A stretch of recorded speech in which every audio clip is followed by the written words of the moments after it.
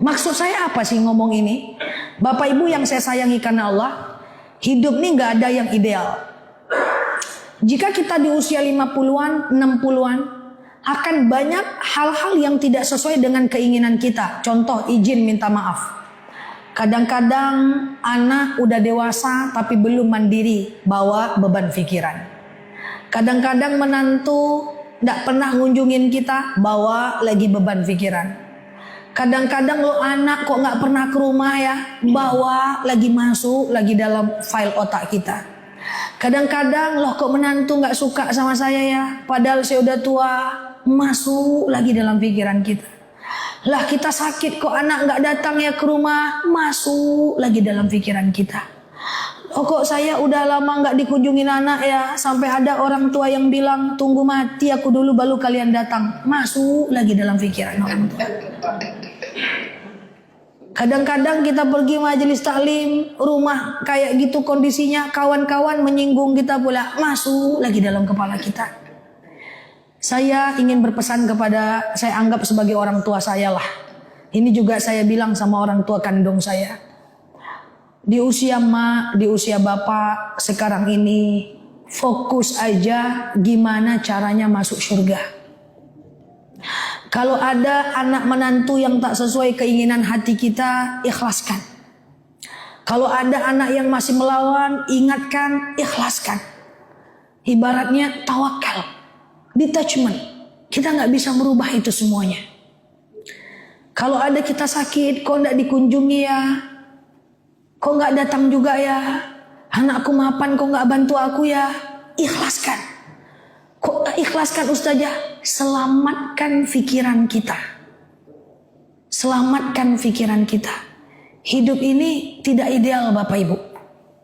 Saya sangat mengkhawatirkan banyak orang tua yang itu mereka pikirkan.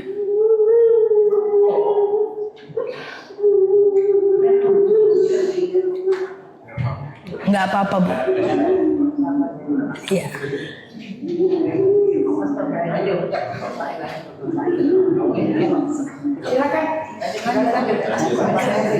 Nanti saya ke sana ya.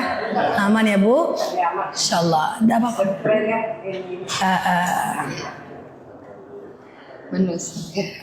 Iya, sabar ya. Aman ya Bu?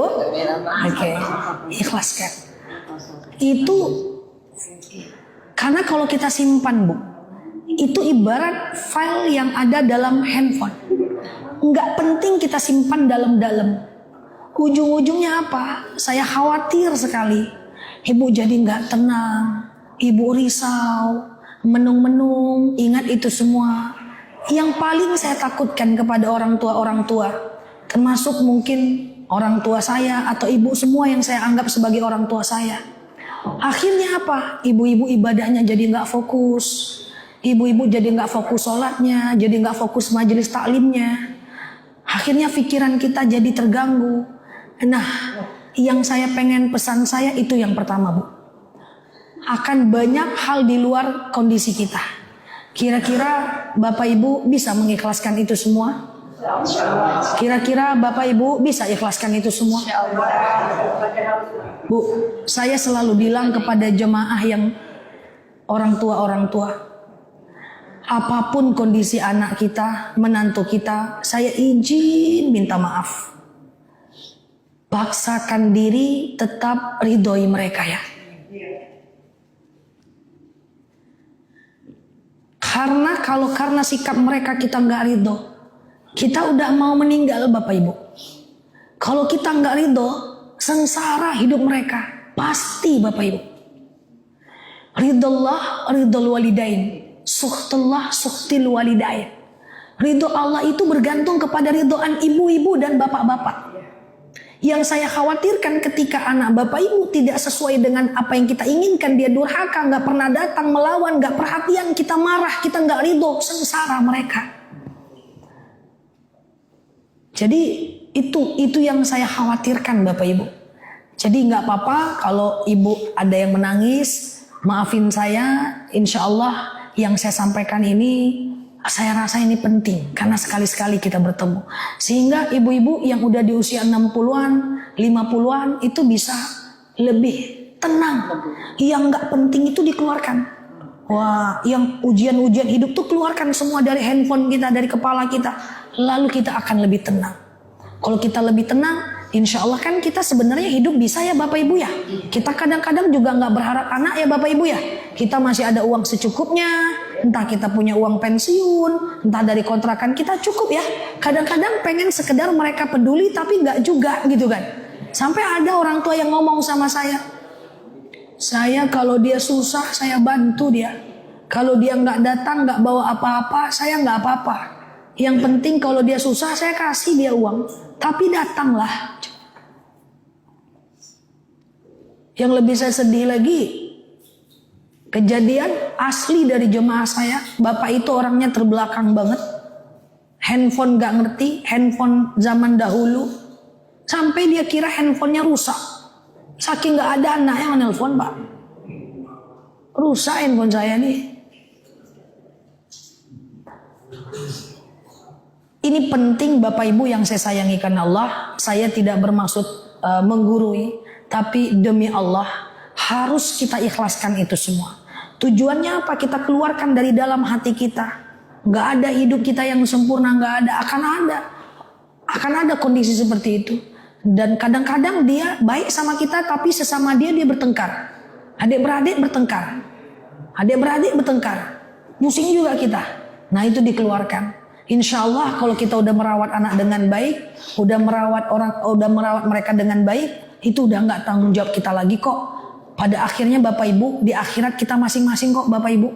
Ya selamatkan diri kita, jangan sampai terganggu ibadah kita karena pikiran-pikiran yang seperti itu. Itu kalau saya ngomong ke ibu-ibu. Nah kalau saya ngomong ke anak-anak beda lagi. Kalau mau selamat hidup antum, hanya satu kuncinya. Hormati kedua orang tuamu, maka dunia akan mengikutimu. Jangan harap akan sukses abadi kalau nggak ridho orang tua. Nah sekarang nih yang kita risau tuh anak-anak juga Bapak Ibu. Aduh, saya ini anak muda Bapak Ibu. Saya kadang-kadang ngobrol, temu dengan kawan-kawan Pak, dengan temannya ramah kali Pak. Apa kabar Say? Sehat? Kangen sama kamu Say? Udah lama kita nggak ketemu, kita kan bestie. Ramah betul dengan kawannya. Sama orang tuanya keras-keras suaranya. Tidak semua Bapak Ibu, tapi ini yang saya sayangkan.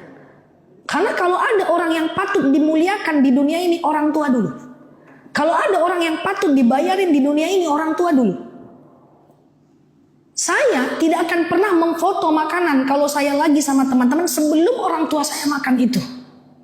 Ini ada tempat makan enak, saya makan dengan teman-teman, saya ingat orang tua. Nanti saya bawa orang tua ke sini, baru tuh mau saya foto waktu saya muda-muda dulu Pak. Kalau enggak, keluarga saya belum cicip, saya tidak mau tunjukkan ke mereka. Sampai mereka saya ajak dan baru saya foto itu makan. Karena kalau ada orang yang wajib dimuliakan di dunia ini, orang tua dulu. Ya Allah Pak, memuliakan orang tua itu paling gampang sebenarnya. Tapi kadang banyak anak yang lupa. Ibu izin, kalau masih ada orang tuanya di rumah, coba tes nanti nyampe Palembang Bapak Ibu. Pergi ke toko burger, stick barbecue, daging impor tuh, coba pergi ke situ. Belikan stick pakai black pepper, barbecue, pakai mayones, kasih keju, kasih sama dia. Mak, Pak, ini buat mama. Apa kata dia?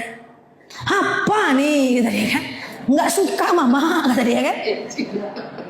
Oke lah, ini 200.000 harganya. Letakkan. Oke, kalau mama nggak suka, pergi keluar, cari tahu isi. Tahu isi tahu? Tahu bunting. Kasih. Kalau ini mau Mak, ini baru mantap. Lebih mudah mana membahagiakan orang tua daripada membahagiakan istri? Daripada membahagiakan anak? Paling gampang membahagiakan orang tua.